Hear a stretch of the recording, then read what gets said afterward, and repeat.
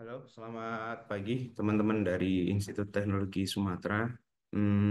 Kali ini kita akan masuk ke pertemuan 11. Bener nggak sih? Sebentar, saya cek dulu. Kita masuk ke pertemuan 12, gitu. Setelah teman-teman kemarin menghasilkan bentuk-bentuk logo yang seperti ini, saya akan menjelaskan dulu berkaitan dengan capaian kita di pertemuan 11 kemarin. Jadi teman-teman bisa terkonstruksi bayangannya sampai pada titik apa di pertemuan kali ini itu akan berkutat. Nah, teman-teman sudah asistensi dan one by one sudah saya buka, saya cek juga beberapa yang sudah sesuai. Ini termasuk yang sudah sesuai, Fahmiudin. Terima kasih. Dan terima kasih Aspraknya juga dari Januar berarti kan ya. Sama siapa? Zalfa.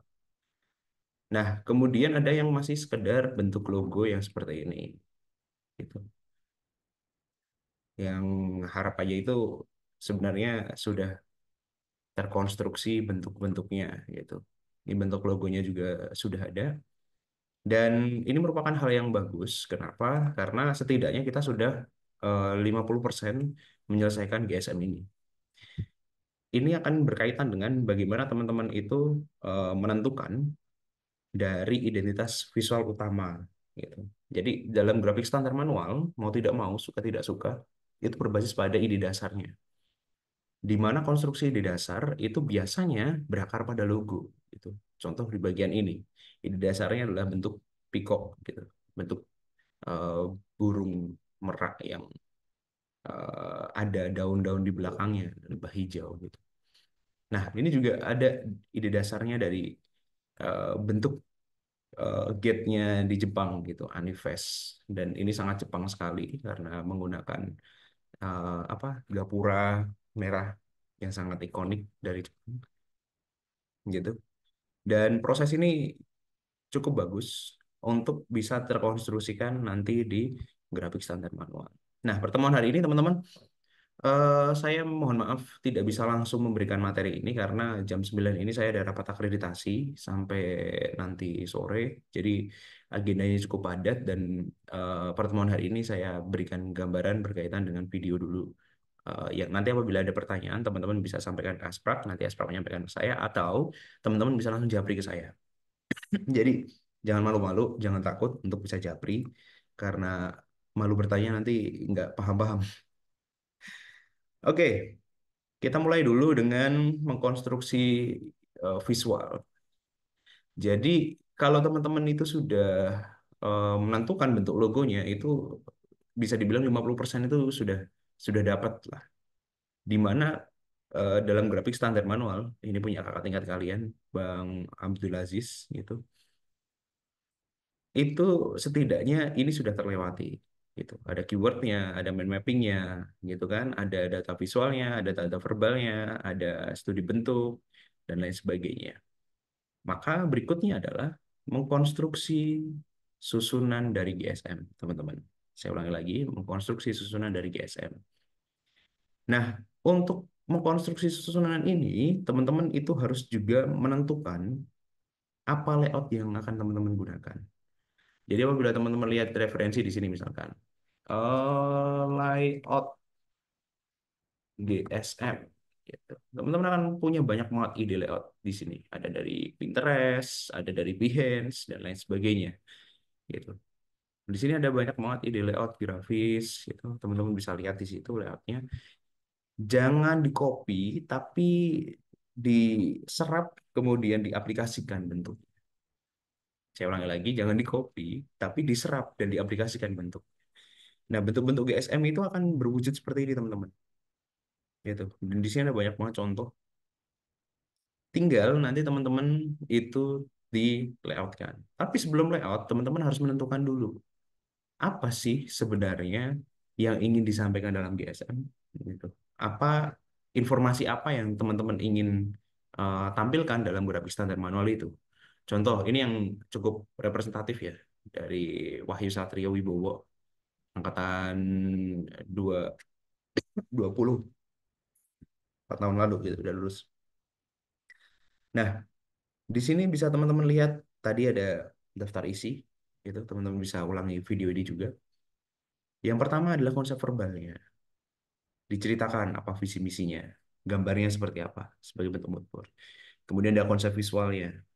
Tentu konsep visualnya berkaitan dengan bagaimana identitas dari Terminal Raja Basa ini diambil dari kain tapis Lampung.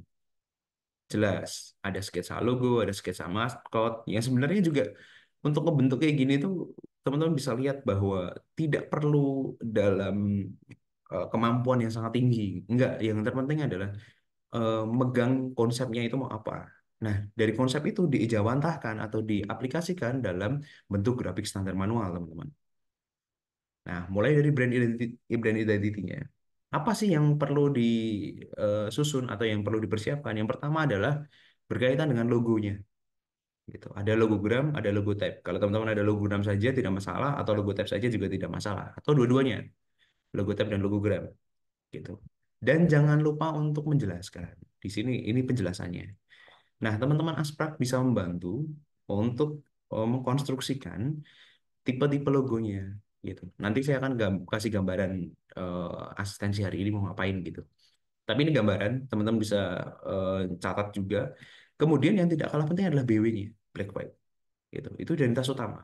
Jadi bagaimana logo ini itu dikondisikan dalam logo yang dia berwarna hitam atau dia berwarna putih dengan background hitam.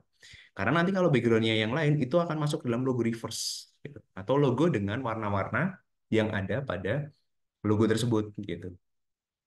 Itu cukup black white ya. Biasanya black white juga akan terkonstruksi dari grayscale. Nah, filosofi logo itu diambil per bagian, teman-teman. Jadi diambil per bagian. Si perbagian atas yang di highlight, kemudian motif dan lain sebagainya. Jadi diambil per bagian. Dan juga ada warna. Warna ini ada filosofi warnanya apa, kemudian ini untuk web, hashtag tuh biasanya untuk web, dan juga CMYK-nya. Itu jangan lupa untuk dikonstruksikan. Baiknya logo itu punya maksimal 3 warna sebenarnya, yang paling efektif. Karena kalau lebih dari 3 warna itu akan sangat sulit gitu. Dan kemudian berikutnya adalah grid dan save area atau clear space area. Jadi dua yang dimaksud dengan grid system berkaitan dengan grid system itu adalah konstruksi dasar dari logo itu apabila gunakan garis-garis bantu. Yang namanya grid itu basicnya adalah garis bantu. Dan teman-teman bisa lihat ada di contoh GSM yang lain. Jadi jangan hanya berkutat pada satu, oh ini yang bagus nih, ini yang ditiru ketiplek gitu. Enggak. Konstruksikan GSM itu step by step-nya. Jadi direncanakan yang mau diisi dalam GSM itu apa saja dan layout-nya itu seperti apa. Nah, ini ada keterangannya grid, ada save area gitu atau clear space area gitu. Nah, selain warna, bentuk, filosofi dan lain sebagainya berkaitan dengan logo juga tidak kalah penting adalah typeface atau bagaimana font yang akan digunakan. Bedakan antara font dengan family font. Itu beda.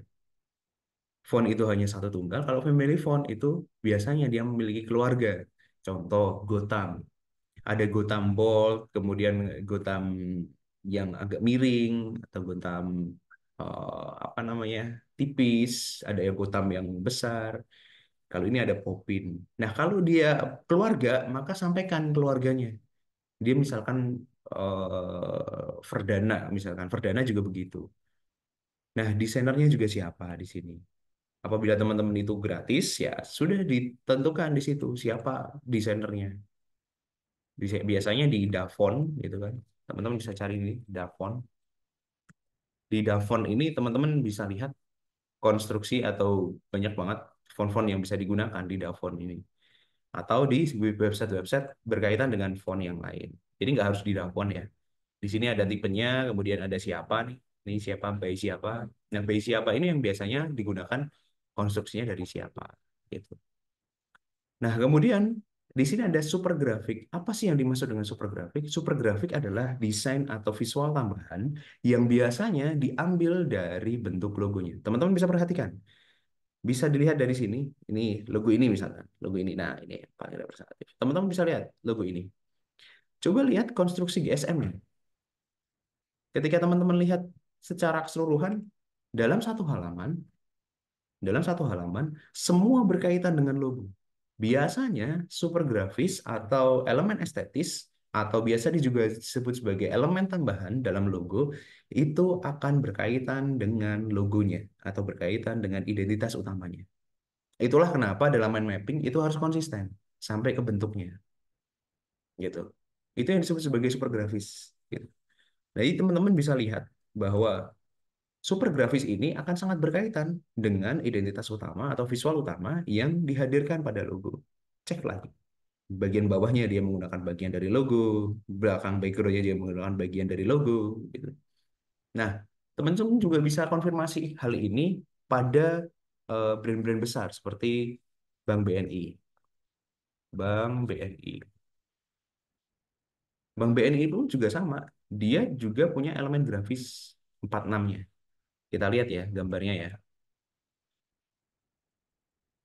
Semua BNI itu memiliki identitas yang sama. Warna orange, kemudian ada warna logonya, ada yang putih gitu. Yang tidak neko-neko gitu. Bentuk BNI itu sama aja semua. Dari bankingnya, kemudian bahkan aplikasi promosinya, dia menggunakan konsistensi. Disitulah yang disebut sebagai grafik standar manual. Artinya, desain yang digunakan oleh Bank BNI itu berbasis pada identitas utama dari Bank BNI itu sendiri. Dengan warnanya, dengan bentuknya, dengan eh, super grafis atau elemen estetisnya. Nah, disitulah kemudian teman-teman itu juga harus menentukan super grafisnya mau seperti apa. Gitu. Nah, disinilah super grafis dijelaskan. Oh, dia menggunakan ruah jurai. Dia menggunakan begu jejama. Gitu. Biguai jejama. Nah, ada ukuran minimum juga dalam grafis. Artinya, di dalam GSM itu juga perlu ditentukan. Logo ini tuh sebenarnya mau seperti apa. Kemudian tidak lupa dengan maskotnya. Kemudian piktogram apabila dibutuhkan. Dan ini juga penting. Do and done. Atau boleh atau tidaknya logo tersebut itu diterapkan. Apabila dia tidak boleh, larangan ini itu ada mengubah misalkan asal-asalan mengubah warna dan itu semua diterapkan karena ini merupakan aturan untuk apa namanya satu identitas itu dikonstruksikan maka perlu dijabarkan gitu teman-teman. Nah ini aplikasinya ini sudah masuk aplikasi Science System kemudian stationery kemudian ada web design dan lain sebagainya sampai ke bagian akhir itu contoh satu. Di bagian dari eh, KW ini pun Abdul Aziz juga sama gitu. Teman-teman bisa lihat ada data verbal, data visual, tidak jauh beda, teman-teman. Ada mappingnya juga, itu ada proses perancangannya, penentuan logo, kemudian identitas yang digunakan, digitalisasinya. Teman-teman sudah sampai sini tentu. Kemudian alternatif warna dan hitam putih tentu. Jadi layout hitam putih itu nggak hanya sekedar kayak tadi Raja Basa kan langsung langsung di kiri kanan kiri kanan apa namanya ditata kan begitu. Kalau ini bisa positif negatifnya. Jadi bisa langsung dua begitu. Itu sangat bergantung pada konsep GSM seperti apa yang ingin teman-teman tampilkan. Teman-teman bisa banyak lihat referensi lah. Nah ada minimal logo. Nah ini yang disebut dengan grid system juga atau logo grid. Yang namanya banyak ya. Grid system, logo grid, kemudian nanti ada yang intinya adalah grid itu apa namanya garis bantu sebenarnya supaya kita bisa tahu. Nah, kurangnya dari ini adalah kemiringan. Ukuran kemiringannya tidak diberikan. Jadi teman-teman bisa menambahkan sedetail mungkin karena aturan itu yang akan digunakan. Nah, penggunaan logo yang benar pun juga bisa dengan background tentu dan juga dengan warna-warna yang lain. Ini penting juga karena ketika kita bisa mengkonstruksikan bentuk logo itu atau diaplikasikan dalam bentuk medianya, maka dia akan bisa lebih fleksibel gitu. Nah, ini contoh yang bagus juga penggunaan salah logo atau don'ts. Kemudian langsung ke merchandise, stationery, inform, tentu sound system. Begitu. Jadi contoh-contoh kalau ini udah kemarin, maskot segala macam, ini juga sudah kemarin. Nah, ini juga grid system. Saya ingin menunjukkan bentuk logo grid system yang lain. Jadi yang namanya garis bantu itu dikonstruksikan dari ukuran pasti sebenarnya. Begitu untuk gambaran umumnya. Nah, pertemuan hari ini saya harapkan teman-teman masuk ke dalam urutan. Jadi begini, saya akan share screen dulu berkaitan dengan urutan GSM. Jadi tadi sudah saya utarakan dan beberapa pertemuan yang lalu, teman-teman di awal-awal setelah UTS saya sudah utarakan berkaitan dengan eh, konstruksi dari GSM urutannya. Teman-teman bisa flashback, kemudian juga bisa ngelis isinya apa saja. Dan pertemuan hari ini, saran saya satu, jangan gunakan bentuk gradasi. Kenapa? Kalau teman-teman menggunakan bentuk gradasi, teman-teman harus membuat seperti ini. Misalnya. Hindari gradasi lah. Saya bentar, yang mana sih? Ada bimbingan saya yang menggunakan gradasi juga pada itu. Pada apa namanya? Pada eh, GSM.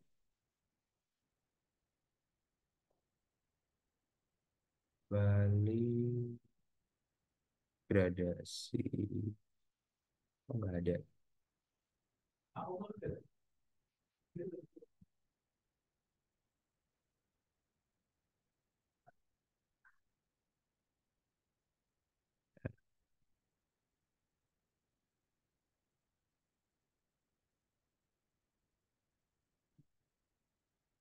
Punyanya siapa sih kemarin tuh? Google Layout, Profile, Kontif Angga, Alias. Saya lupa namanya. Ada yang gradasi kok.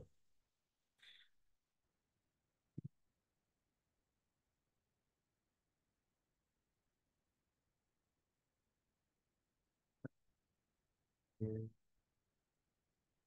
Jadi teman-teman juga bisa lihat juga di sini. Jarak.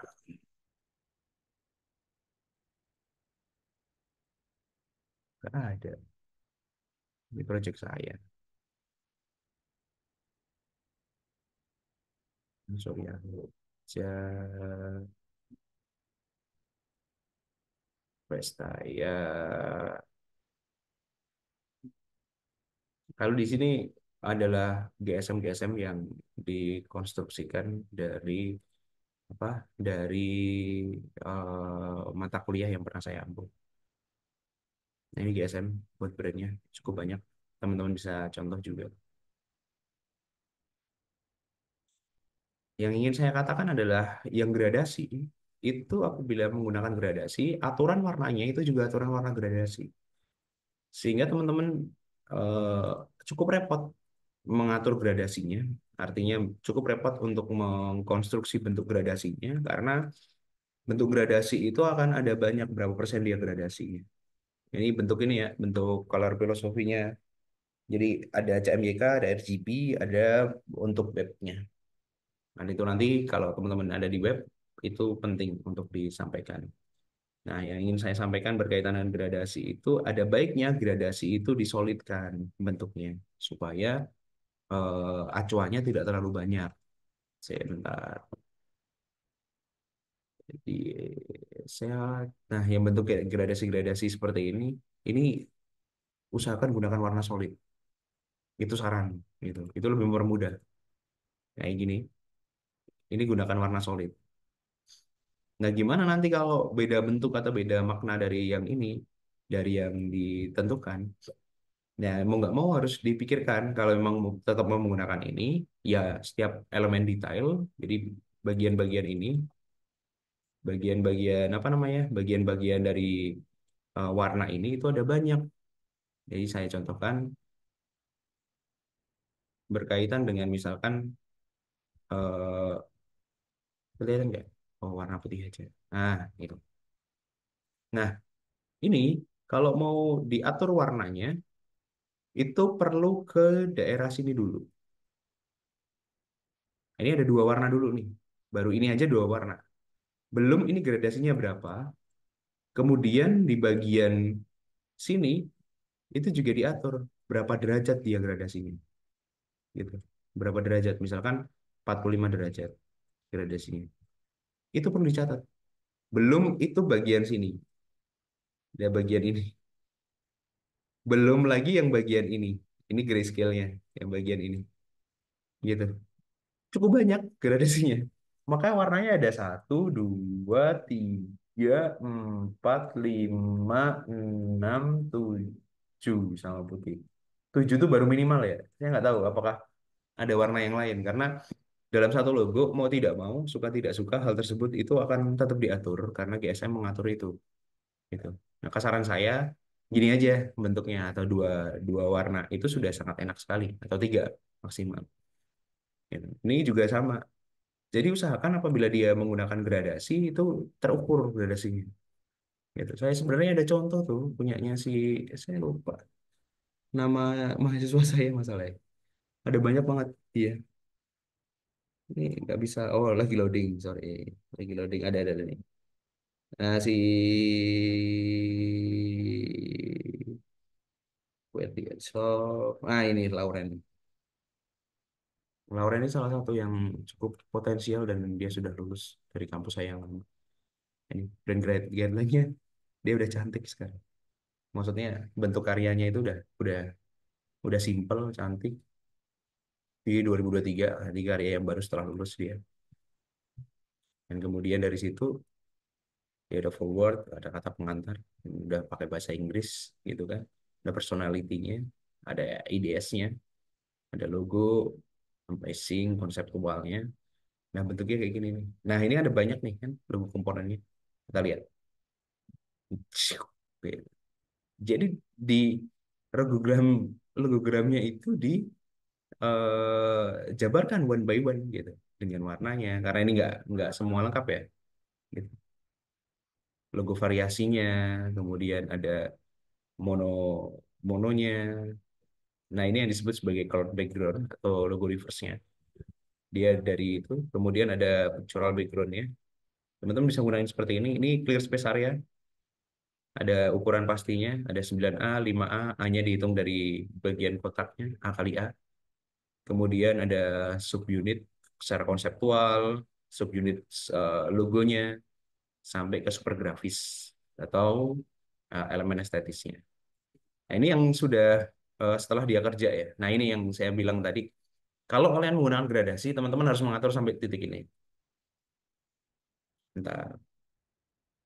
Gradasi itu ada di sini. Nah, ini dia. Jadi teman-teman bisa lihat logonya dia itu gradasinya kecil banget ya. Kecil banget.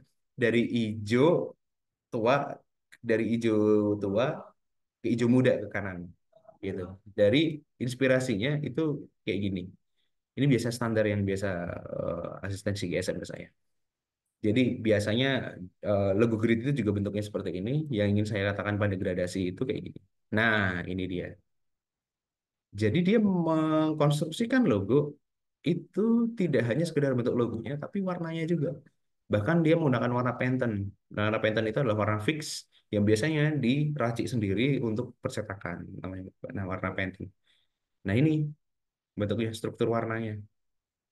Gitu. Ada proporsi. Nah, ini yang saya bilang tadi. Bahwa apabila menggunakan gradasi, dia harus diatur berapa derajat dia gradasinya. Dari warna apa ke warna apa. Dan dijelaskan. Arah gradasi warna huruf A berpangkal pada sumbu tengah logo, lalu membentuk diagonal sampai kiri atas logo dengan sudut 45 derajat. Dari sumbu tengah logo warna green Y itu bisa dilihat dari sini, itu green Y dan green X. Jadi diatur gitu. Itu itulah kenapa saya selalu bagi yang latihan gitu, bagi yang sudah expert mah nggak apa-apa kalau mau mengkonstruksi sampai ke gradasi itu, tapi Saya selalu menyarankan untuk apabila gradasi seperti ini, gunakanlah gradasi yang simpel atau satu kata. Jangan terlalu banyak. Awalnya ketika pertama kali asistensi dengan saya, gradasinya lebih keren, lebih banyak lagi ya, dan bentuknya sangat sangat ikonik gitu. Bagi saya itu bagus banget gitu. Tapi pada akhirnya eh, harus ketika saya utarakan berbagai bentuk berkaitan dengan aturan GSM dan grafik standar manual, dia memilih untuk ya sudah Pak, gradasinya ini saja gitu. Ya udah, terserah nggak masalah. Toh juga pada ujungnya teman-teman juga yang akan mengerjakan toh dan gitu. Nah, itu yang perlu dievaluasi. Jadi teman-teman yang menggunakan gradasi silahkan untuk dipertimbangkan kembali. Teman-teman Asprak juga bisa membantu di situ. Gitu. Jadi bentuk kayak gini itu sangat sangat sangat sangat dihindari. Oke.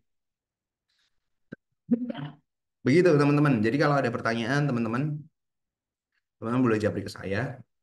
Kemudian untuk hari ini teman-teman saya minta untuk yang pertama berkaitan dengan asistensinya punya siapa ya yang ada kosongnya cukup banyak. Nah inilah ini. Oke. Jadi teman-teman di pertemuan ke-12 ini, jadi P12 ini, teman-teman akan saya minta untuk yang pertama target hari ini adalah susunan GSM dulu pertama. Susunan GSM. Ini bisa dilihat dari mana? Daftar isi. Daftar isi ini bisa diinspirasikan dari teman-teman lihat dari referensi-referensi yang sudah saya berikan pada pertemuan setelah UTS. Kemudian teman-teman juga bisa apa namanya melihat dari referensi-referensi lain yang sudah saya contohkan tadi. Kemudian dari susunan GSM ini daftar isinya mau apa? Kemudian mulai juga digitalisasi logo yang mana disempurnakan. Jadi sudah ada bentuk konstruksinya berkaitan dengan apa warna, kemudian apabila dia black white atau BW atau dia dalam konstruksi filosofinya gitu. Nah, pada digitalisasi logo yang lebih detail ini, digitalisasi logo kan kemarin sudah kali teman-teman lakukan. Nah, itu bisa dipisah elemen-elemennya, elemen-elemen yang akan digunakan sebagai elemen estetis. Nah, setiap elemen estetis teman-teman harus ambil dari kalau ada di mind mapping yang dipertimbangkan kemudian dalam logo. Dipertimbangkan dari elemen logo. Ini elemen estetis ini akan menghias atau akan menempati di isian dari GSM atau penghias dari GSM. Dan juga nantinya teman-teman akan bisa aplikasikan dalam segala bentuk stationery, merchandising, dan lain sebagainya. Di mana harapannya elemen estetis ini akan dapat menjadi bentuk konsistensi dari GSM yang dibikin. Gitu. Nah, susunan GSM ini saya berharap teman-teman sudah disusun di AI, di software desainnya, gitu. Kemudian teman-teman abstrak bisa cek minimal digitalisasi logo dalam GSM itu sudah mulai ditempatkan. Gitu, mulai dari black white-nya, filosofinya, elemen-elemen yang akan digunakan, dan sebagai elemen estetisnya seperti apa. Kan lebih baik juga teman-teman, ini opsional, opsional gitu, atau artinya bisa melampaui akan lebih bagus. Jadi teman-teman bisa sampai ke aturan gitu, aturan grid system, kemudian aturan do and don'ts, dari logo yang akan masuk ke GSM dan juga eh, sampai pada aplikasi media. Aplikasi medianya akan sangat bergantung pada kebutuhan. Jadi teman-teman bisa lihat, jangan sampai apabila dia mengangkat berkaitan dengan apa ya, dengan jasa gitu kan, jasa pengiriman gitu, malah aplikasi media berkaitan dengan mobil branding nggak ada, atau truck branding itu nggak ada. Nah, di pertemuan 12 ini, selain elemen estetis, itu wajib, ini wajibnya yang bagian atas, itu adalah digitalisasi Maskop. Sudah, ini dulu. Jadi teman-teman bisa lihat dulu aplikasi ini dan kemudian teman-teman bisa asistensi ke Asprak dengan target susunan GSM di software design tentu. Kemudian digitalisasi logo, warna BW, kemudian clear space area, grid system dan lain sebagainya. Tapi yang paling utama itu adalah warna dulu, warnanya disesuaikan. Karena dari beberapa yang sudah saya lihat berkaitan dengan warna, ada yang masih menggunakan gradasi. Pastikan teman-teman apabila mampu sih nggak masalah. Tapi kalau memang nggak mampu, teman-teman bisa mengukur kemampuan teman-teman sendiri untuk bisa menyelesaikan dengan warna yang sesuai dengan konstruksi dari logo ataupun identitas yang ingin dibangun sebenarnya. Nah, kemudian ada elemen estetis yang perlu ditentukan. Ambil dari main map, yang dipertimbangkan dari elemen logo. Ini merupakan bentuk dari konsistensi GSM itu sendiri. Dan yang terakhir kewajibannya adalah digitalisasi maskot. Jadi target ini hari ini harus clear, teman-teman. Bagi teman-teman Asprak, saya minta tolong untuk bisa apa namanya dikawal semaksimal mungkin, karena pertemuan kita sudah tinggal 14, 16, kurang 3 kali pertemuan lagi untuk asistensi. Jadi harapannya teman-teman sudah terkonstruksi bentuk GSM-nya, bisa kebayang lah minimal 60-70% GSM-nya itu sudah bisa dibayangkan bentuk akhirnya seperti apa.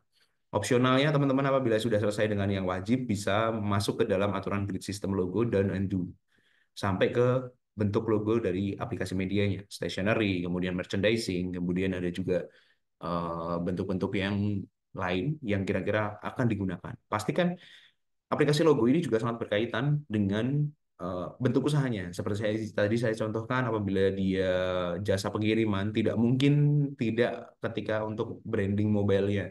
Pasti akan masuk ke truk, kemudian akan ke apa namanya mobile, akan ke bentuk paketnya, kemasannya, dan lain sebagainya.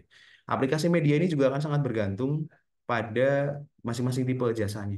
Jadi perlu dipertimbangkan dari eksplorasi dari teman-teman kemarin. Baik, begitu teman-teman pada pertemuan hari ini silahkan untuk mengerjakan. Apabila ada pertanyaan, sekali lagi silahkan untuk konsultasi dengan Asprak ataupun langsung menghubungi saya. Gitu. Apabila ada pertanyaan berkaitan dengan materi hari ini, teman-teman bisa langsung konsul ke Asprak ataupun menghubungi saya.